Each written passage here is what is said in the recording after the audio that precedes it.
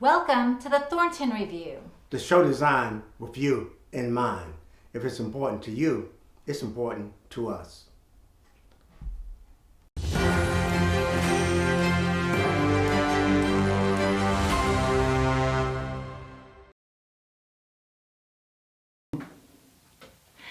Allison Patton is originally from Buffalo, New York.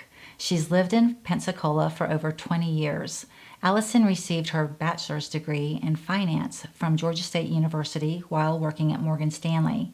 After Allison graduated from Florida State University Law School, she joined the Atlanta law firm of Rogers and Hardin, representing brokerage firms in litigation, arbitration, and regulatory matters.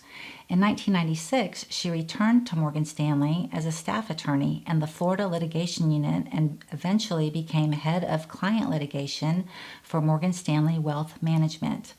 Over the years, Allison has been active in the community through various organizations such as Pensacola Community Music School, Impact 100, the American Heart Association, Family Promise, and is co-chair of the Legal Services Criminal Justice Subcommittee of Pensacola's Homeless Reduction Task Force.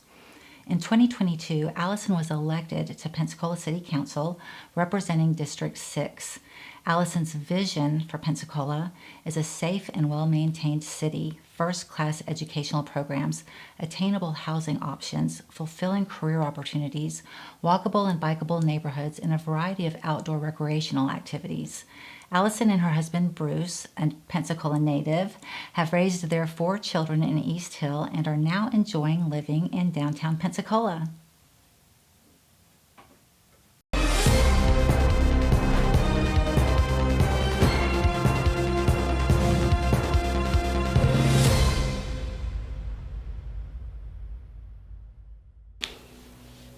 Hi, I'm Pueschel Schneier, Executive Producer and Manager of the Thornton Review. Thank you for tuning in. Our guest on today's show is Allison Patton, Pensacola City Council, District 6. So Allison, you've been on the show before. It's really nice to have you on. Will you please introduce yourself? Sure, I'm Allison Patton, and I think it was about 2 years ago or so that I came on the show, and I'm glad to be back. I am the City Council representative for District 6 in Pensacola.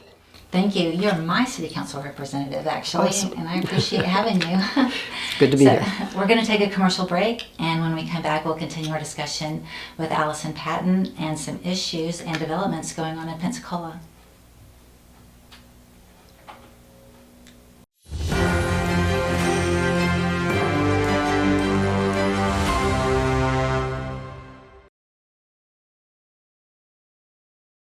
There is no government-funded program that can guide a man's thoughts. Only God can do that.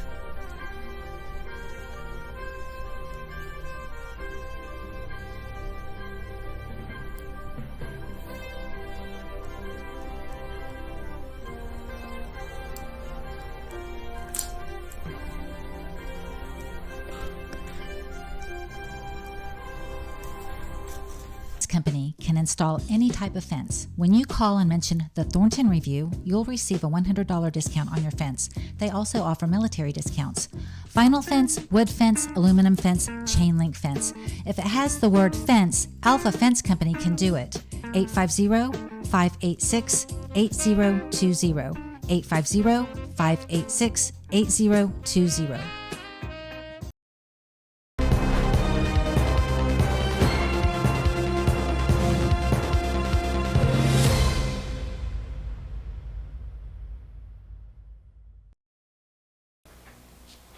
Welcome back, and thank you for tuning in. We're going to continue our discussion with Allison Patton, City Council District 6.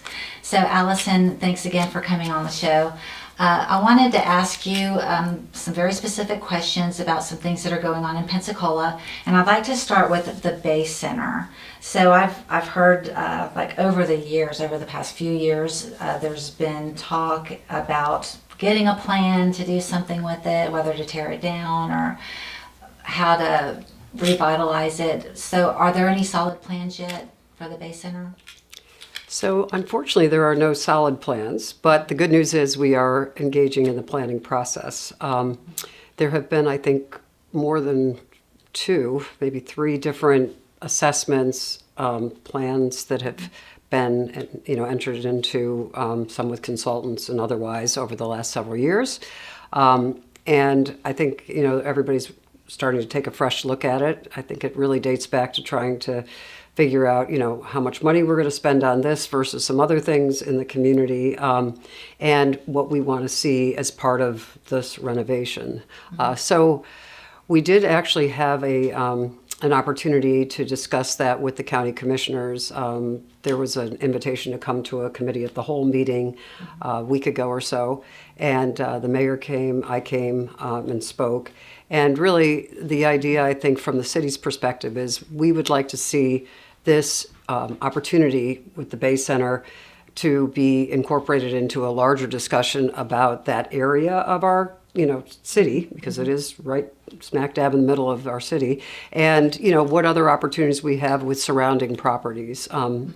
The mayor's been very interested in working on the Grand Hotel to see if there's ways that we can incentivize, it's obviously privately owned, the private ownership, to work with the city to be able to revitalize that property. That would be nice. And I love the Grand Hotel because it's got the historical train station building right there with all the shops and just the magnificence of that building itself and the historical significance to Pensacola that building itself brings. That's if nothing else, even if the hotel is torn down, we need to do something with that train station and put the roundabout doors back in it. It's just a beautiful building. It is, and that's really the focus of the city's efforts, is to try to see how we can partner to, maintain the train station as part of whatever project goes there. I think there's been a number of private developers that have looked at the building. It's just old, and so whether it actually can be revitalized as is, or whether it has to come down, I think that's still an open question. But and the you're city, talking about the hotel, itself, not the train station. The city would very much like to see us. It wouldn't hurt my feelings so bad if the hotel came down, because you could rebuild a hotel. That hotel doesn't. The hotel that's there now doesn't really fit in with the historical architecture of Pensacola anyway. So you could rebuild something that really fits in with Pensacola and kind of ties in with that train station. Absolutely, and it's a big property too. There's a lot of area and space there for who knows what, and so it's really trying to say, okay, what do we want to see at the Bay Center? What are the types of amenities or shows, or what are we trying to attract to the Bay Center, and what are those different options cost? And so the current company that runs the Bay Center, ASM, is actually paying for a study to look at the Bay Center and the Bay Center property to determine what the various options are. They've already given one proposal with 4 different options, but I think without a lot of feedback from the community on what else we'd like to see there. So they're looking at meeting space, or sports, possibly flex sports space. And then, we can take all that information and as a community decide what's important and how we want to, spend the tourist development tax that will ultimately fund it. Plus, talk about whether there are other sources of funds, private investment, for example, that may want to come in and partner to help us build that out. And then really from the city perspective, and my comments to the commissioners really focused on, first, we all need to work together. This is very important to both Escambia County and the city of Pensacola. Sure.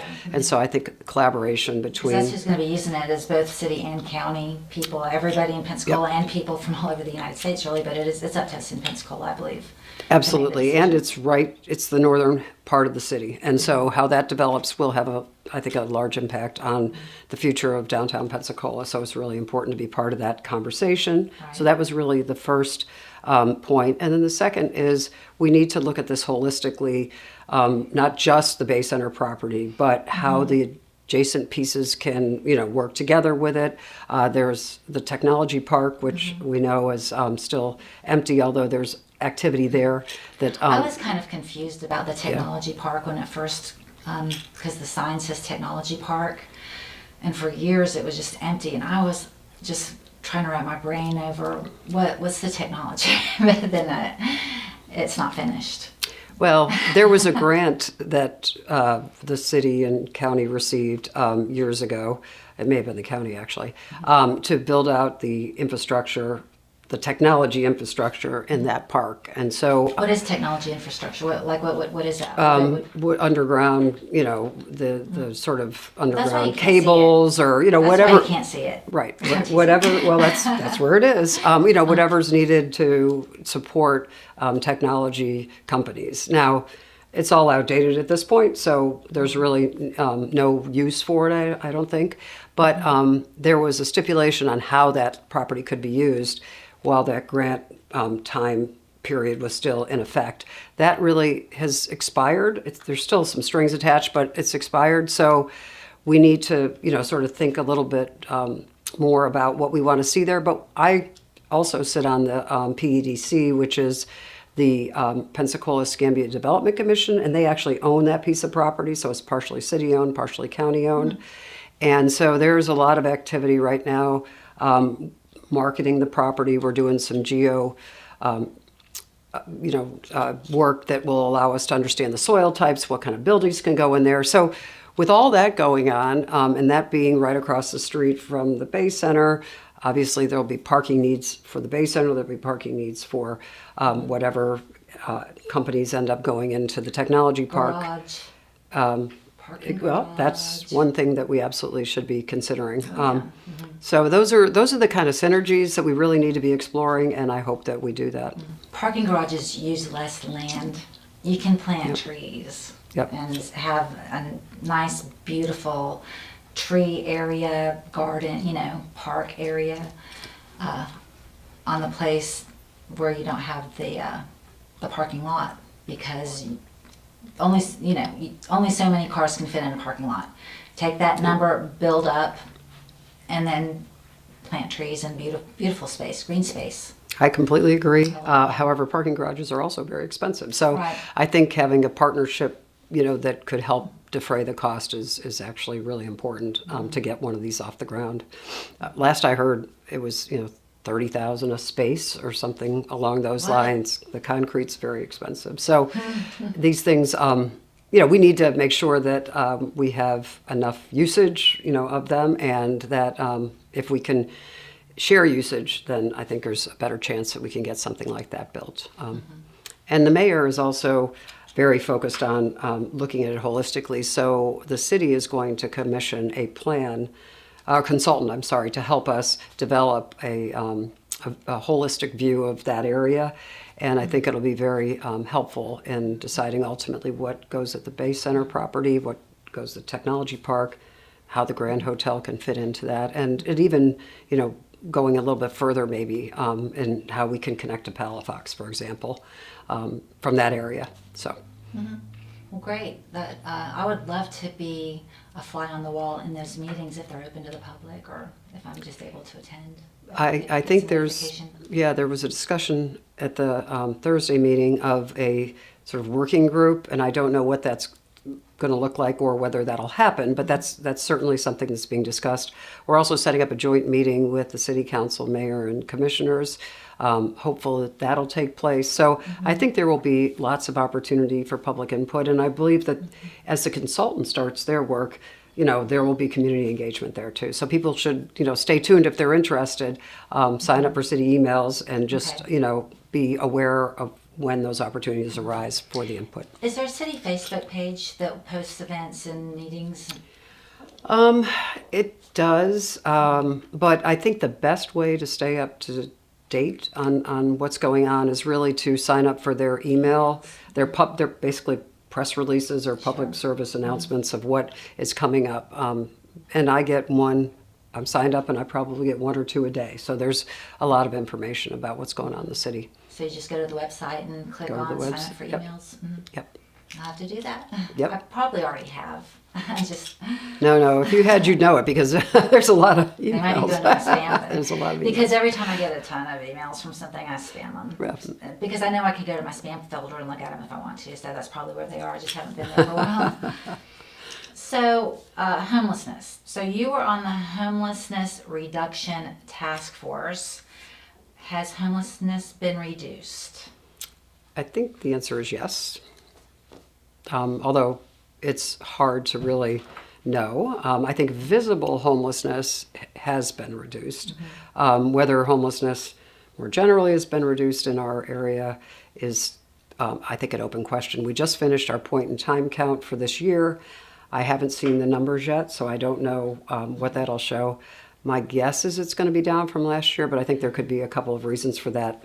Maybe not just that there are fewer homeless, but maybe there are fewer people who are out counting the homeless. Now that we don't have the campsite Exactly. under the bridge, they're like, oh, Pensacola's out. Well, and, you But know, then we do have a lot of homeless people because I see them. yes. And the county closed the Beggs Lane property from I was going to camping. bring that up. Yeah. I drove past. I happened to be driving to Cadillac, Pensacola, Step One Automotive that day, and saw all the shopping carts that they were wheeling. Just all the people were dispersed up Yep. and down Palafox Street. Yep. A lot of people. So it makes it a lot harder to have a count where you can, find folks that are no longer in one place. And so we'll see what the numbers show. But I do believe that we are making a real dent in homelessness for not only the homeless, but, just more for the folks, like in downtown Pensacola, for example, where we used to have, I think, a lot of visible homelessness. We have a lot less.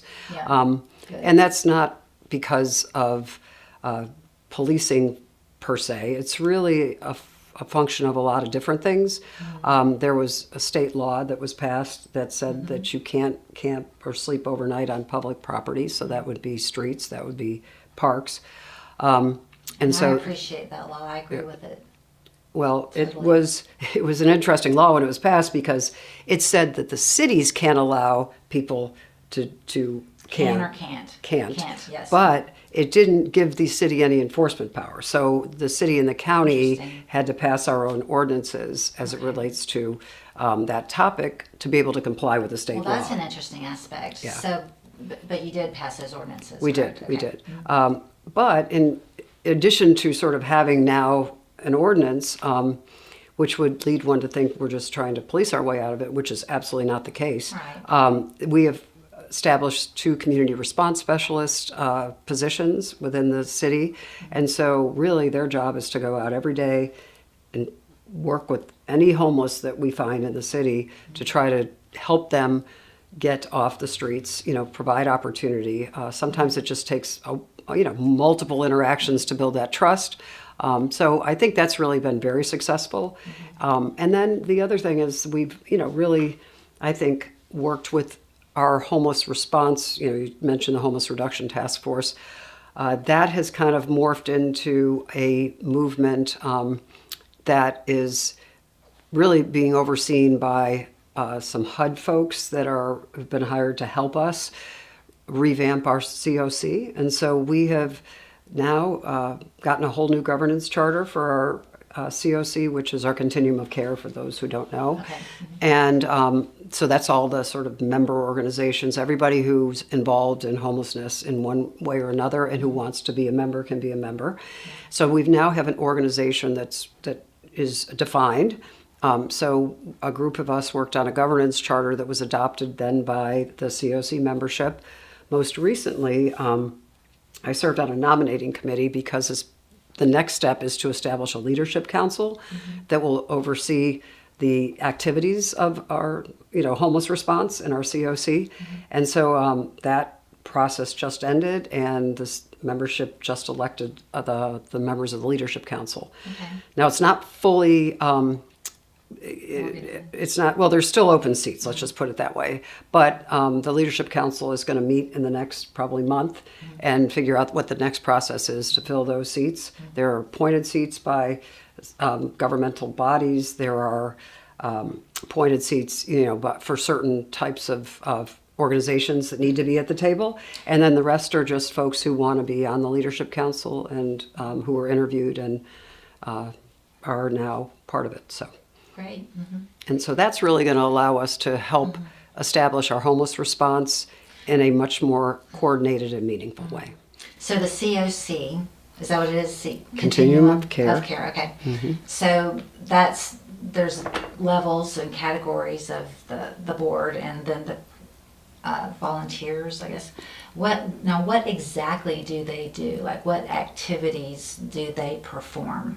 So the members of the COC can be just an individual who likes to volunteer and help. It's most often a nonprofit that provides some kind of services in the homeless response system. Okay, I got you. And that's really, I think, the bulk of it. And Yeah. it could be anything from domestic violence to veterans to, REAP, who runs a shelter and transitional housing. So Right. all those folks are members. And then the last piece is our lead agency, which is really responsible for overseeing the grant money that comes and into our community. So they are kind of the coordinating entity. Gotcha. And the lead agency has been working closely with And all then of you this. have the people that go out on the street looking for the homeless people and approaching them and probably interviewing them to some extent and trying to find out what their needs are, if they're open to receiving care and needs, because a lot of people aren't. And unfortunately, You're not wrong about that. Unfortunately, through Yeah. whether it's drug use or mental illness or other things, they're really not interested and in you know, help. there's some people who maybe are legitimately sick or injured and lose their job and lose their home Absolutely. as a result, and those probably are the top priority, because they're not working because they don't want to, or because they are drunk all day and can't perform. It's because of a legitimate reason. And then you have the ones that just want to do drugs and be on drugs all day and want to be high, and they don't want to live by the rules, and they know that if they receive care they're going to have to follow some rules, and they're not willing to do that. So those are the people who, what do you do with them? Well, it's a good question. I think, the idea is, and we need more outreach, by the way. I mean, our community resource or our community specialists are doing that outreach, but we need more organizations with outreach units that go out and actually interface. And the lead agency is working on, increasing that.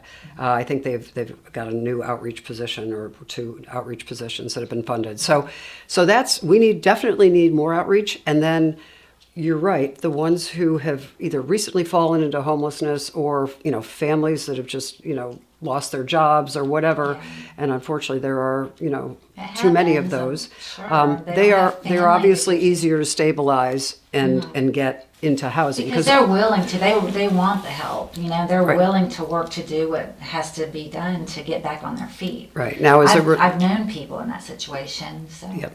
Now, as it relates to the folks who may have a mental illness or a drug addiction, you're right. It usually takes something happening to them to actually get them to a point where they are, ready to take the next steps. And some of them are just so far gone from drug use, they've Right. really fallen into some kind of The mental mental illness. illness. And honestly, that's the saddest and the hardest, is. because we don't have the laws to really allow us to help those folks. And to me, to allow people who are mentally ill and don't know any better Right. to live on the streets Yeah. in the name of personal freedom is a little troubling. That's not really personal freedom. It's not personal freedom. They're not making decisions, logical decisions. It's a decision made through mental illness, and so I So feel they're really not- sorry for yeah. those folks. And I'm not sure what the answer is, other than at a national and state level, better laws and better facilities. Honestly, because we really Right. don't have enough facilities. Well, in the 1970s, they would just take them to a facility, whether they wanted to go or not, and they were in that facility. If they were lashing out, they put them in straitjackets, and because we can't have people who may be dangerous on the street or who are just creating a lot of trash and a lot of wreaking havoc. Right. So it's No, it's a very complicated question, and I don't know. I wouldn't go back to our previous, mental health institutions and how they worked.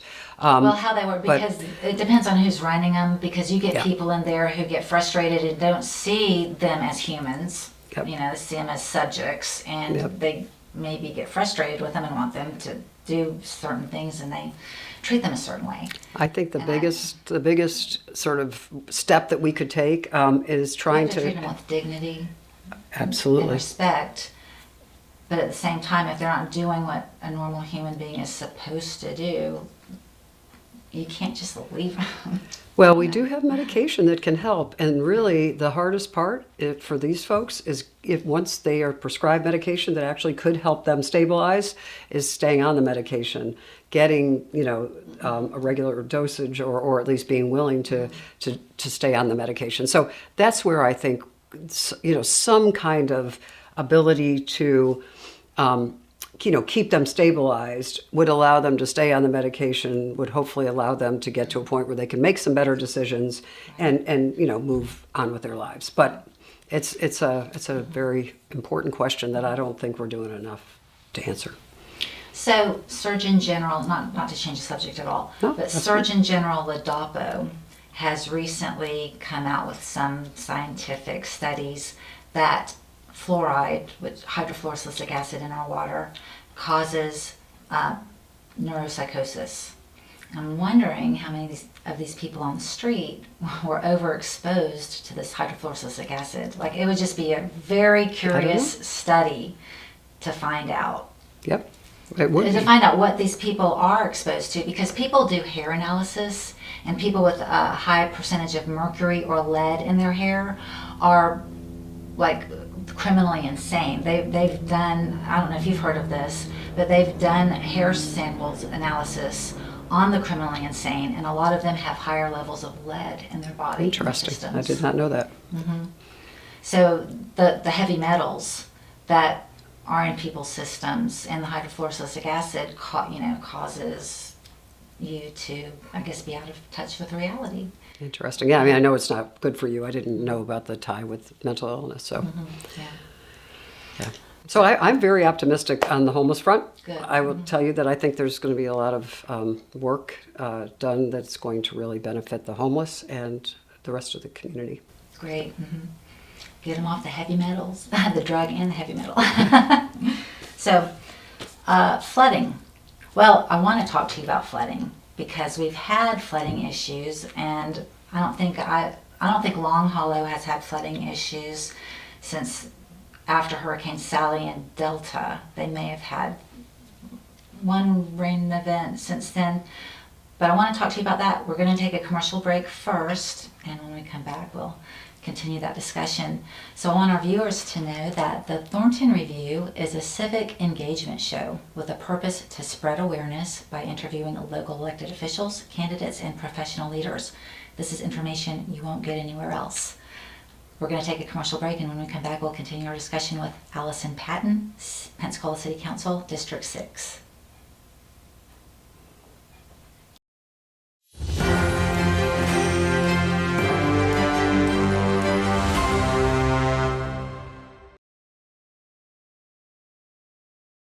There is no government-funded program that can guide a man's thoughts. Only God can do that.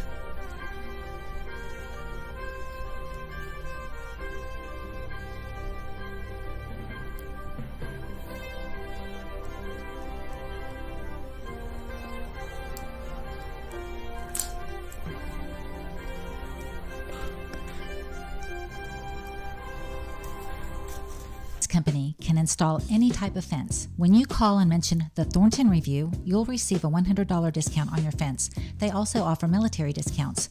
Vinyl fence, wood fence, aluminum fence, chain link fence.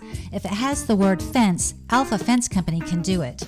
850-586-8020. 850-586-8020.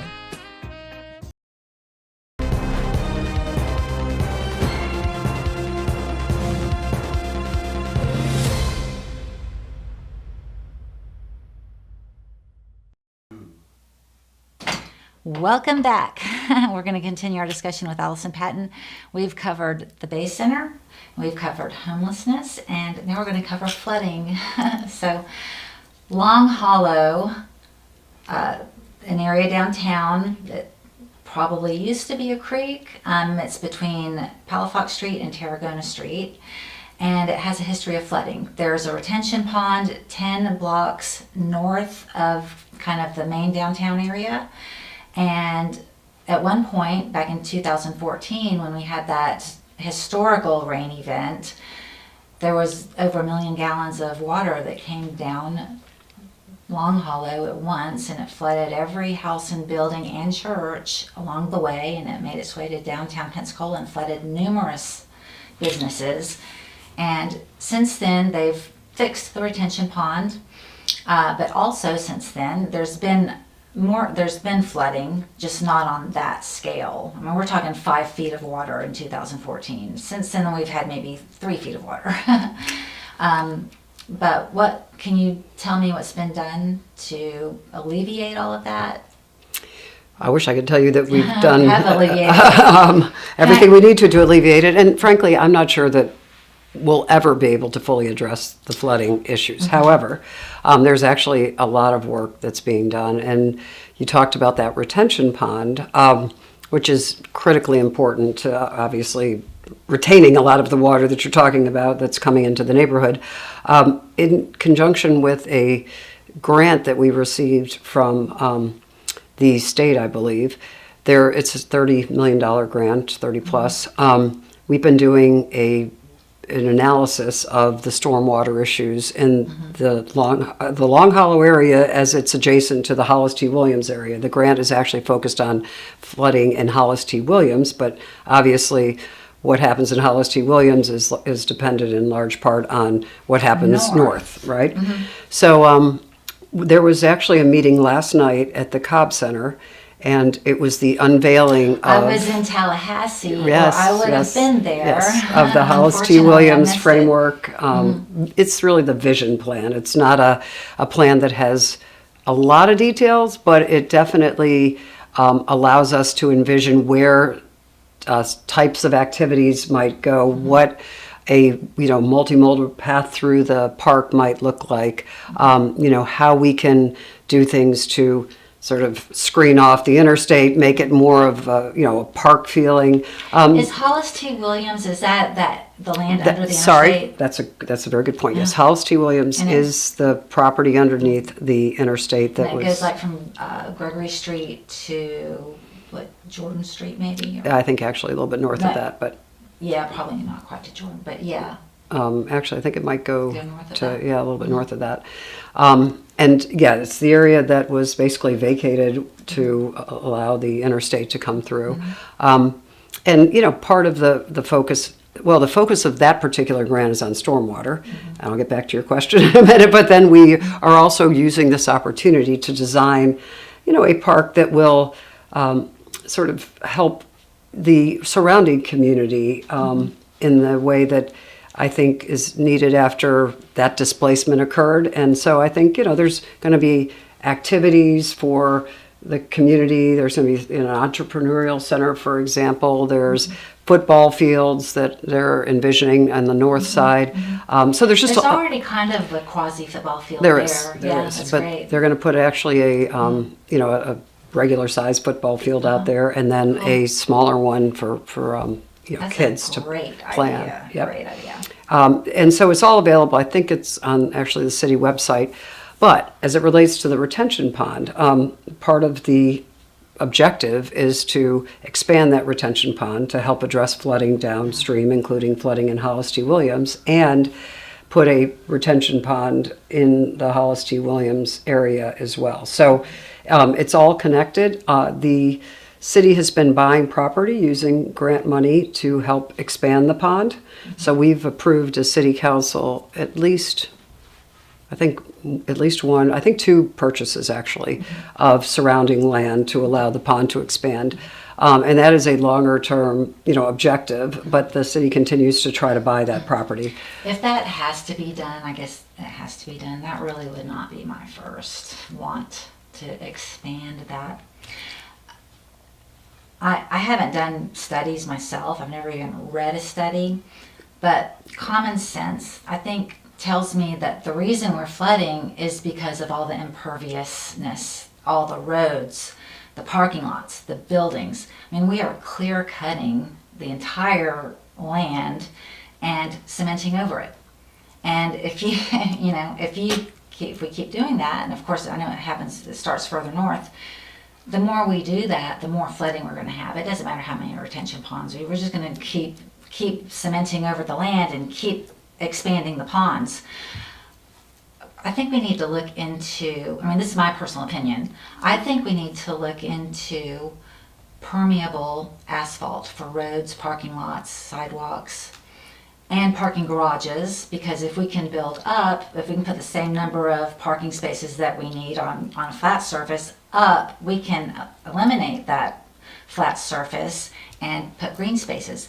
Because that's, I think flooding is a result of not enough ground to absorb the water that's flowing That is south. definitely part of it. There is no question. I think, so I've been very interested in the permeable, asphalt and other, ways of addressing the flooding as you described. I just told you how expensive parking garages are, so it's just difficult to. I mean, projects probably won't get off the ground if the requirement is to put a parking garage in versus a parking lot. So It's kind of like Pueschel's new Green Deal. right. Well, I mean, you're right. I don't realistically. I think the parking garage is that's a hard nut to crack, but I do think that there is a general awareness of the fact that impermeable surfaces create Causing this the kind of flooding. issue. And I mean, for better or for worse, most of Pensacola has been built out, so there's not really, kind of to add to the problem. It'll only be incrementally, because we really have pretty much done whatever damage that was going to be done has been done. And all the houses that have been built north of I-10, it is incredible. I That's mean, true. Millions, I think, probably. Yep. Like, Well, if you count every single subdivision. the county is actually is increasing and improving some of its stormwater ponds up there. Again, that's not the answer Right. to everything, but it's sometimes the simplest and most achievable, objective, and from a cost perspective and just from a immediacy, of need perspective.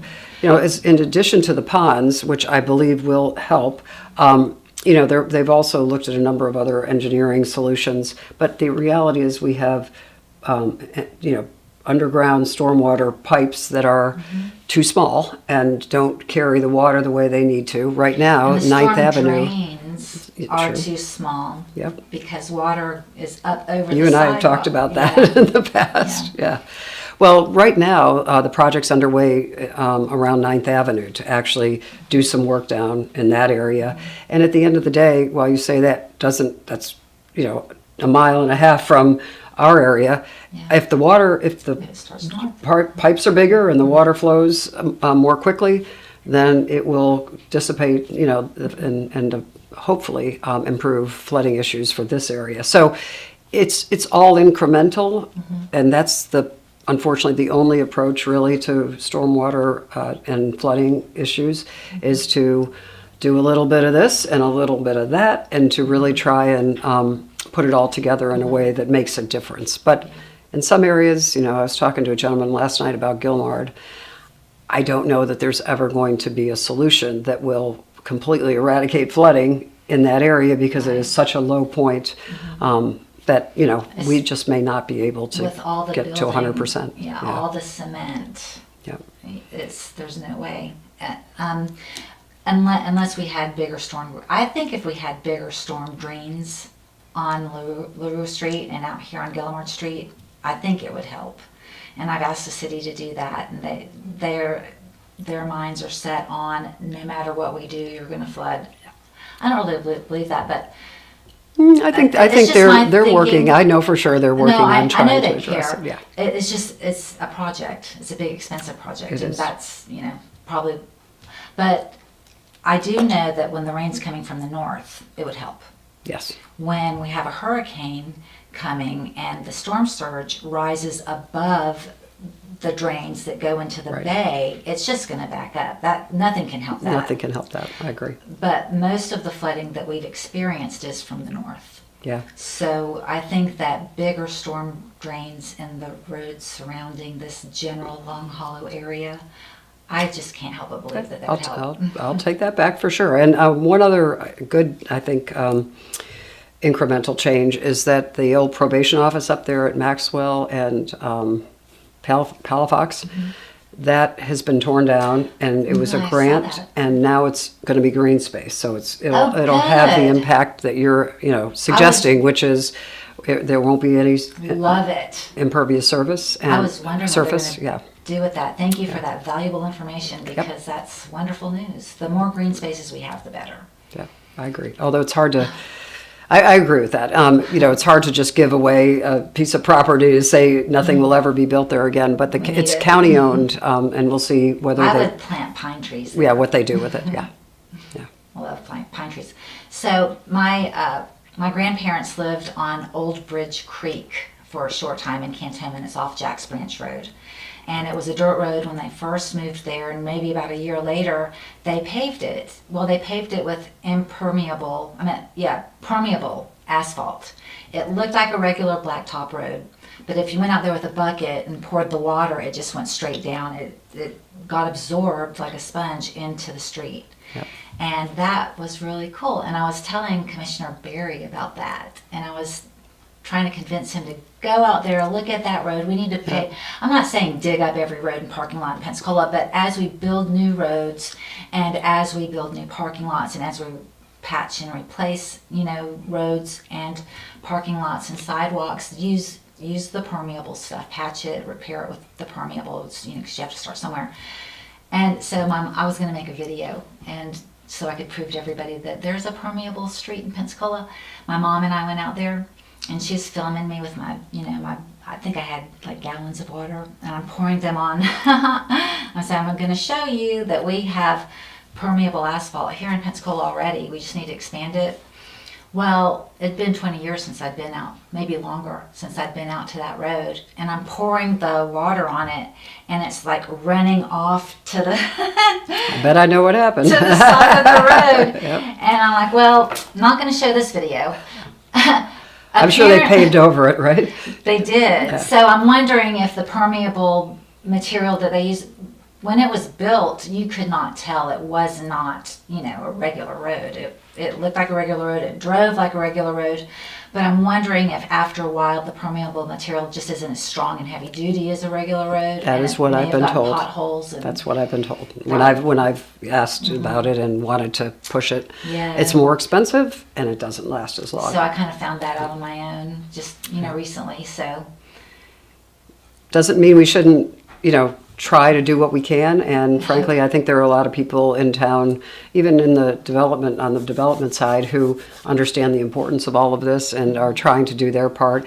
And there's little ways of creating, swales and things, to capture some water and keep it, where it is rather than running off. So it's money. Stormwater infrastructure is incredibly expensive. Absolutely. We've been able to get the Hollis T. Williams grant, and we've gotten some others. We had to increase the costs associated with impermeable surface on your property, simply because we needed to try to fund the stormwater improvements that have to be made and being able to keep up with the stormwater maintenance. Like, we have these ponds, but if you don't maintain them, then they will, fill in, and you won't have the same. Do the ponds level have drains impact. underneath them that go out? Because I don't understand retention ponds. If it's already full of water, how much more water can it really hold? I guess it can hold a lot more water. It's an optical illusion. It looks like it's already full, but.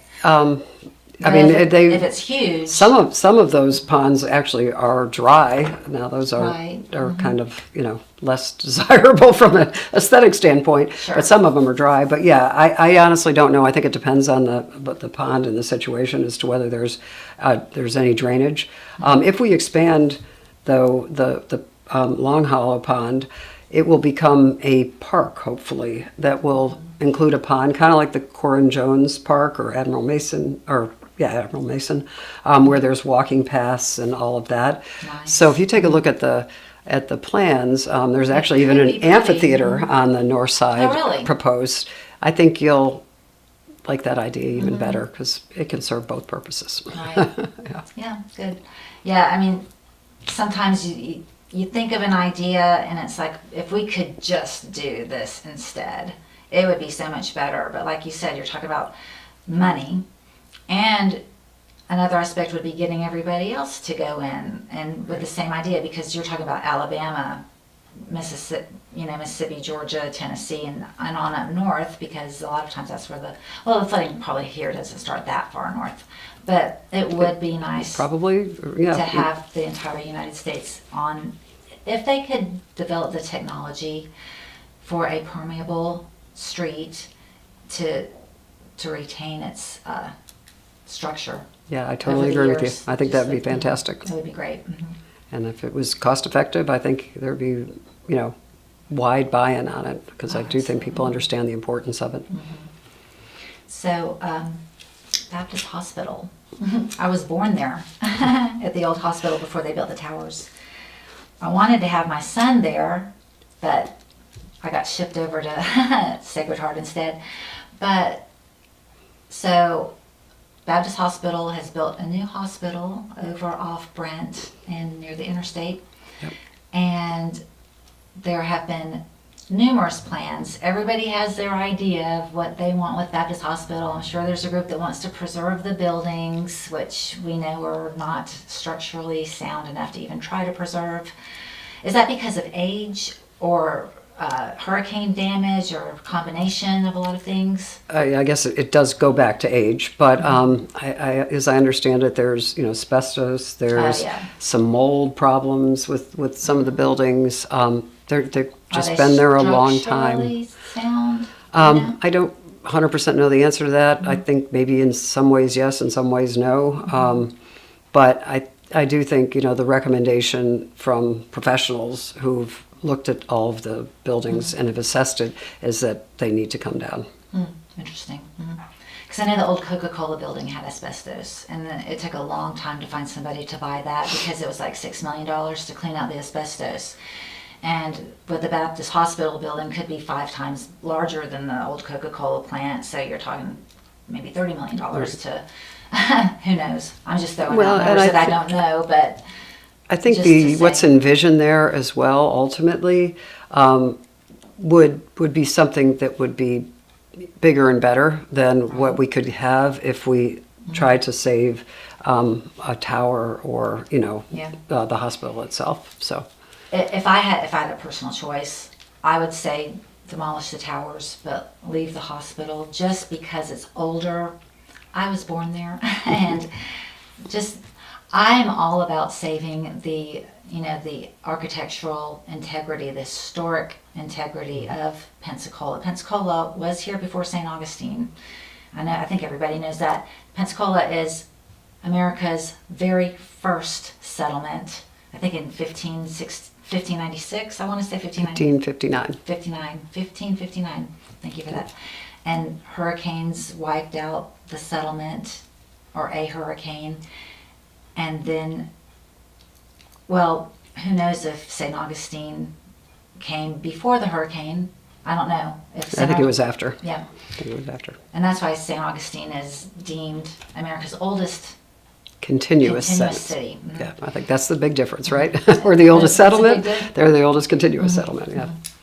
So, but just because of that, just because of the history, I'm all for saving the the historical integrity, which architecture has a lot to do with the historic integrity. The older the building is, obviously the more historic, I think we should try to preserve it. And there are a lot of homes and buildings around Pensacola that the individual owners have not maintained. And so either they pass away or they sell it, and the new buyer wants to tear it down because it's going to cost a lot of money to rebuild that foundation and that roof and like everything that goes with it. So that is an issue for sure. It is. It's a huge issue, and I think that we should deem everything that's older than a certain age. Just start at an age and say that's our age. Homeowners have to keep it up. The building owners are required to keep it up and to keep it maintained so that it doesn't fall into such disrepair that the next person's going to want to tear it down.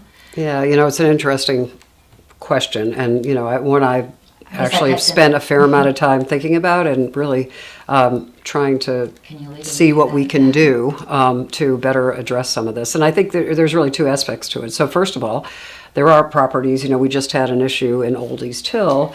I've been inside that house. I knew one of the teenagers when I was younger that lived there, and he was the son of the mother who recently passed away. Right, and that's the perfect example of what you were talking about. Yep. Really didn't have the means to keep the house up. Right. And so, you can't, from a code enforcement perspective, because that's really the tool that the city has, it's either you're in compliance with the city codes or you're not. If you're not, then you can be fined until you come in compliance with the codes, with the code. But honestly, it's very difficult when you're talking about somebody's residence, and I do see a distinction here, because if it's the place they live, and if they have the means to pay their taxes, and they have the means to pay their electricity or whatever it takes for them to be able to live there, but don't have the means to fix the roof or don't have the means to do the other things. $30,000 roof. Right. Displacing someone. We were just talking about homeless. Displacing somebody from their home is not really possible or shouldn't be an option. I will say that maybe the city could step in and actually do the repairs. So all right, I know that there what is it, the front porch? What's that place over on Creighton, in the Creighton Shopping Plaza? The place that fixes up front porches and puts the little picket fence out. Well, that's where I was just going to go. The city actually has a couple of different programs. One through the CRA. Habitat for Humanity is what I was trying to think of. Yeah. And they're mostly building new homes, but yes, they absolutely will do those kind of projects. But we do have funds through the CRA, if you're in a CRA, or some through the city to rehab homes. And that really is the only other, option. And frankly, I've had code enforcement folks call me and say, hey, there's a house in your district. I think maybe they could benefit from something, that is available through the city. Can you help work with the homeowner? And so I've, done that. But it would have to be reported though, right? Because the house that goes unnoticed is going to fall into disrepair. So how do you keep that from happening? I don't know. It's either somebody, files a code enforcement complaint, which then brings code enforcement out, which then starts that process. I think there's a lot more of a awareness about some of these programs. We just got a report on the CRA program, and it was really heartwarming and impressive as to how many homes that they've been able to rehab.